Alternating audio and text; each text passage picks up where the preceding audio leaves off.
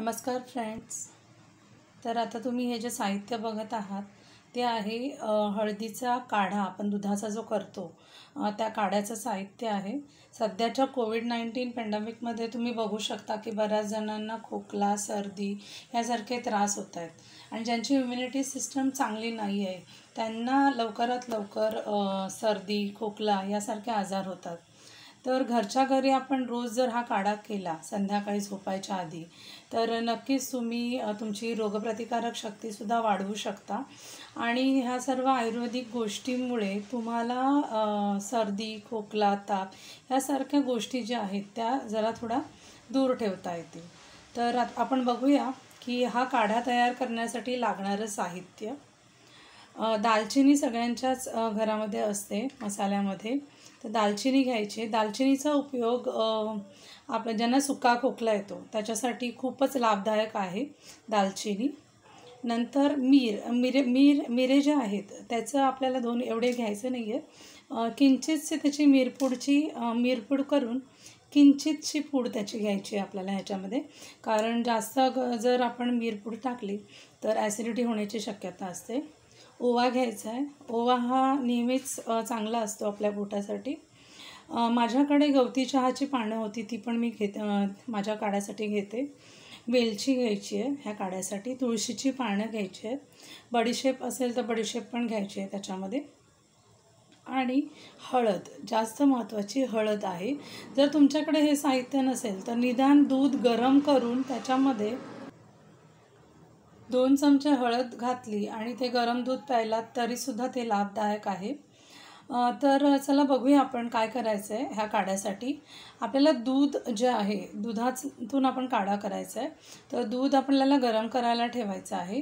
जर तुमच्याकडे दूधही जास्त प्रमाणात नाही आहे तर तुम्ही काय करायचं आहे, अर्ध दूध अर्ध पाणी घ्यायचं आहे आणि ते चांगलं उकळवायचं आहे। उकळवत असताना हे सर्व साहित्य जे आहे ते त्याच्यामध्ये टाकायचं। आता जर आपण रोज काढा करत असू तर आपल्याला दालचिनी, मिरपूड ह्या सगळ्या गोष्टी ज्या आहेत त्याची जर बारीक पूड करून ठेवली तर आपल्याला काढा करायला जास्त वेळ लागणार नाही। वेलचीची पूड वगैरे करून ठेवायची। दूध गरम केलं की त्याच्यामध्ये लवकरात लवकर ते व्यवस्थित साहित्य सगळं मिक्स होणार आहे। चला तर बघूया की काढा कसा करायचा ते। तुम्ही यात बघू शकता मी सर्व साहित्य टाकून घेतलेलं आहे आधीच। आणि दूध जे आहे ते व्यवस्थित आपल्याला उकळवून घ्यायचं आहे। म्हणजे जे साहित्य जे आपण टाकलेलं आहे ते व्यवस्थित त्याच्यामध्ये मिक्स झालं पाहिजे। 10 ते 15 मिनिटं चांगला उकळवून घेतला हा काढा तर आपल्याला जे साहित्य जे आपण टाकलेलं आहे ते व्यवस्थित ते जिन्नस त्याच्यामध्ये मिक्स होतील आणि त्याचा फायदा आपल्या शरीराला नक्कीच होणार आहे।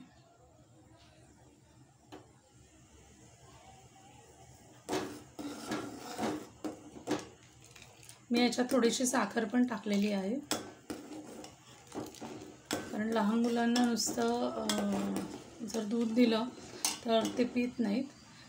थोडीशी साखर टाकली तर त्या निमित्ताने निदान ते काढा तरी पितील।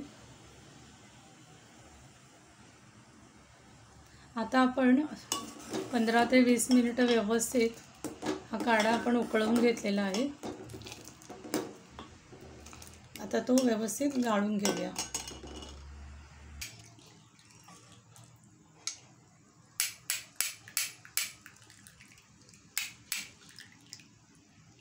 अशा पद्धतीने आपण काढा गाळून घ्यायचा आहे।